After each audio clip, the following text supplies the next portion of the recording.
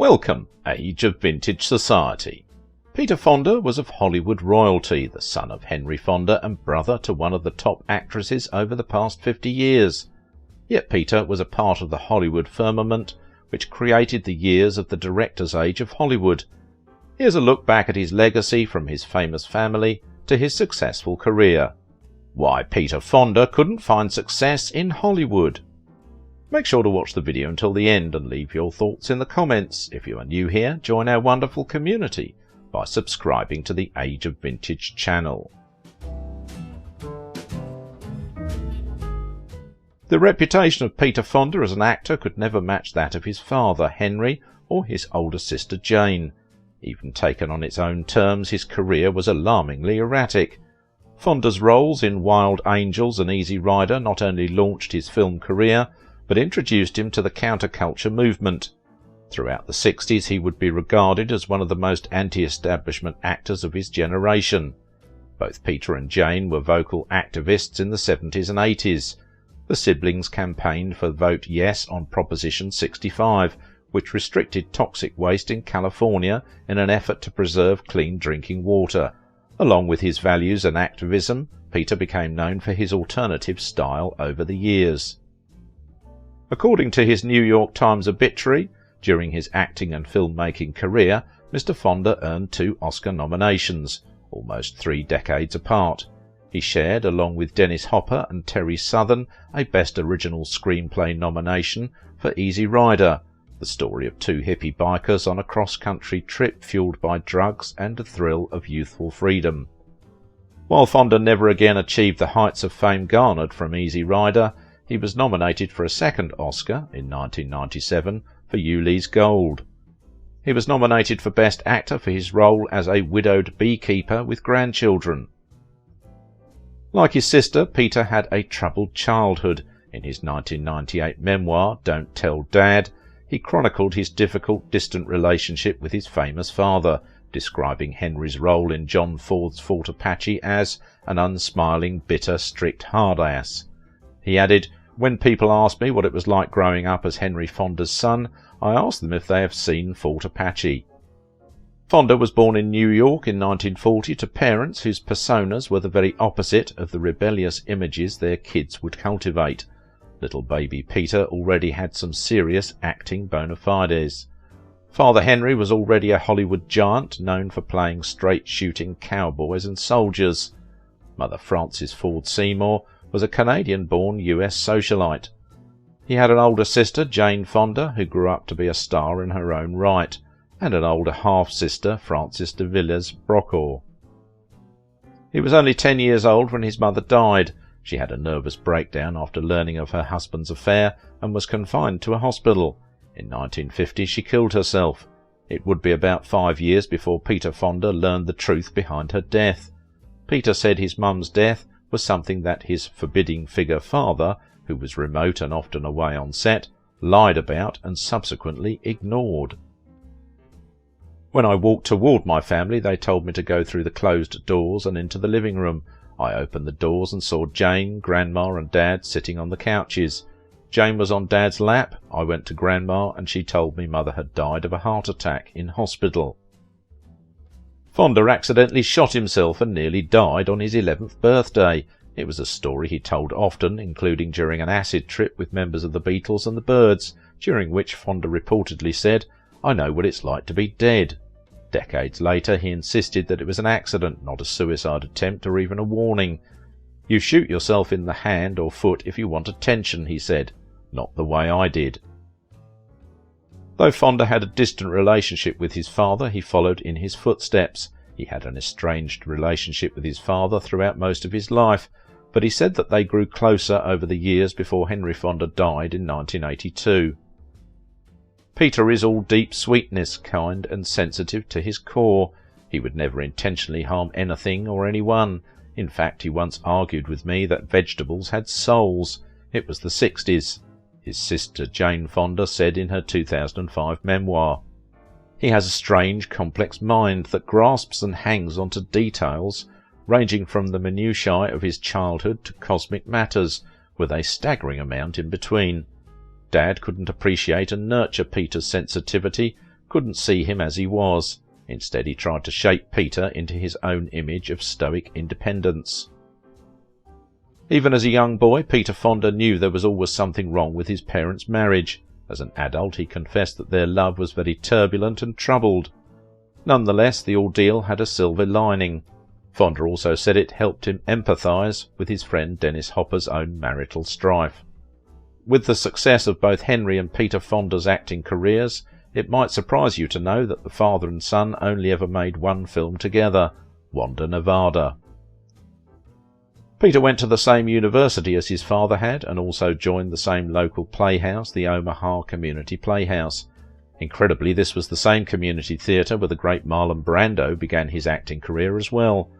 From the time Fonda made his first Broadway and television appearances in the early 1960s, his looks and style, piercing blue eyes, firm jaw and imposing frame, were inevitably compared to his father's, and it seemed that he might be the breakout star of his generation.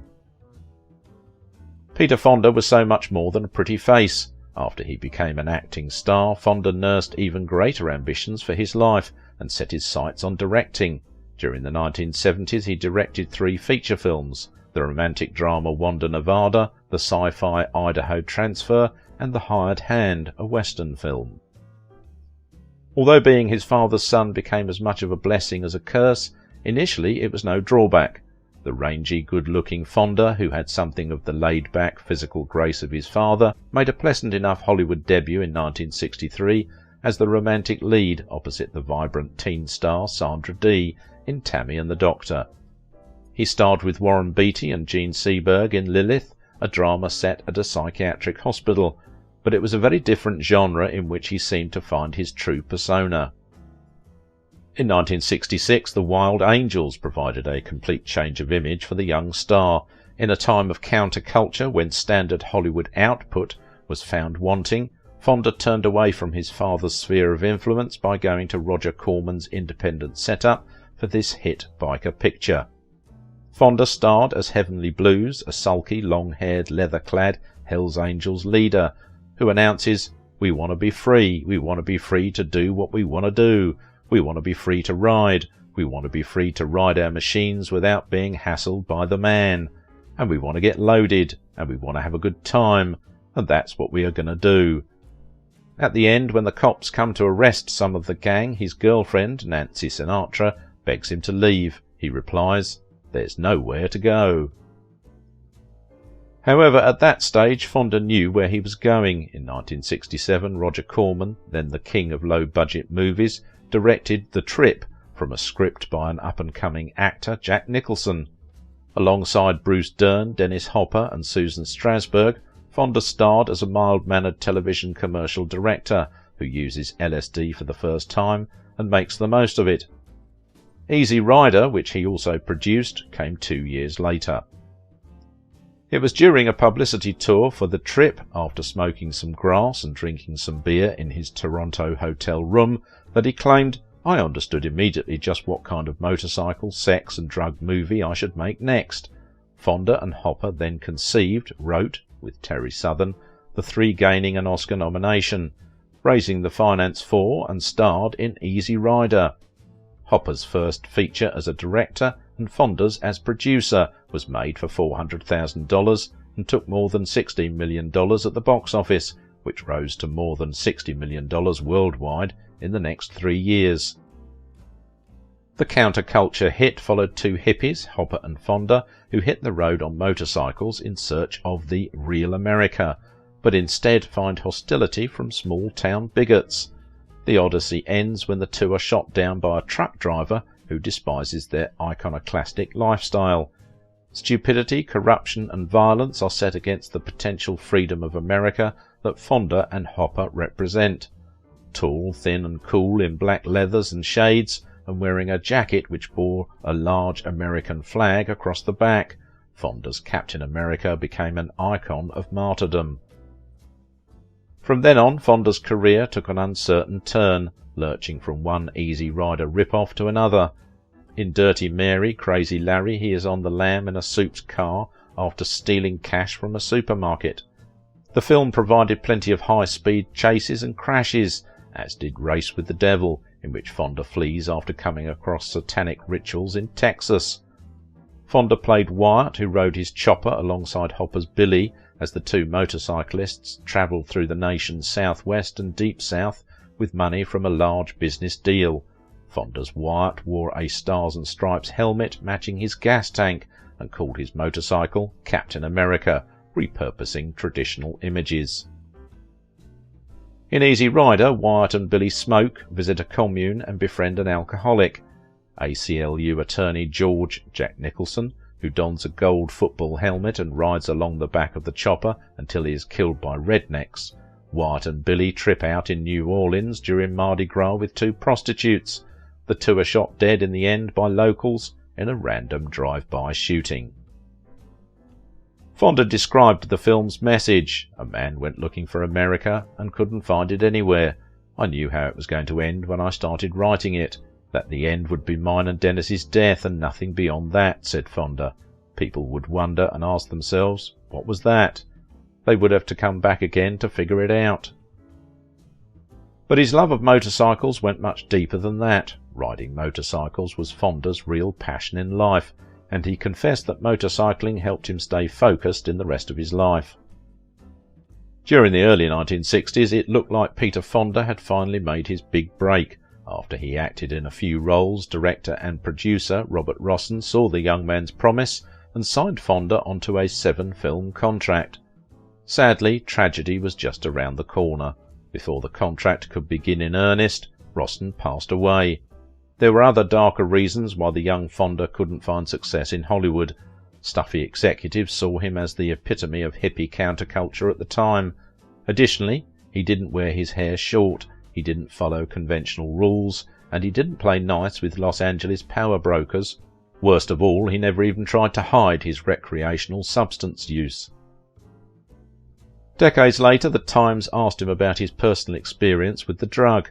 For me, it solved a great deal, he said. However, I didn't take it and go out running through the city looking at lights. I was very circumspect and laid down on a couch.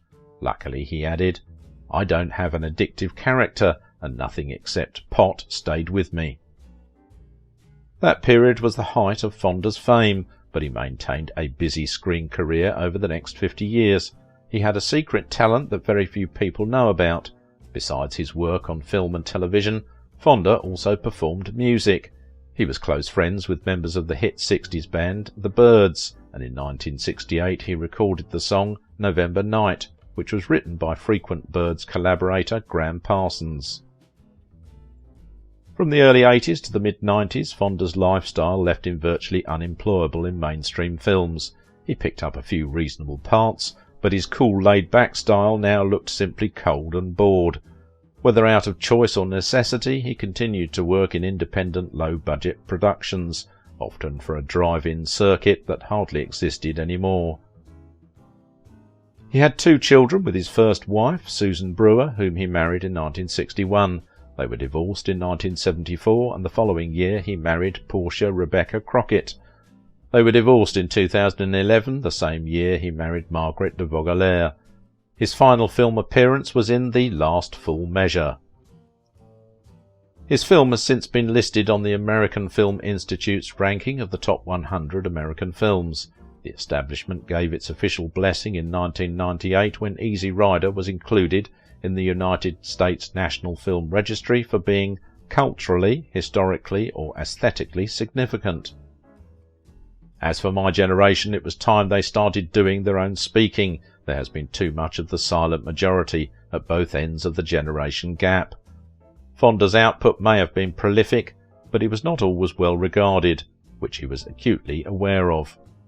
I believe that one is only truly free when learning, and one can only learn when one is free. If you liked this video, don't forget to give it a thumbs up, subscribe if you are new here, and if you want to support my work, please visit my Patreon page. Now it is your turn. What do you think about the life and legacy of Peter Fonda?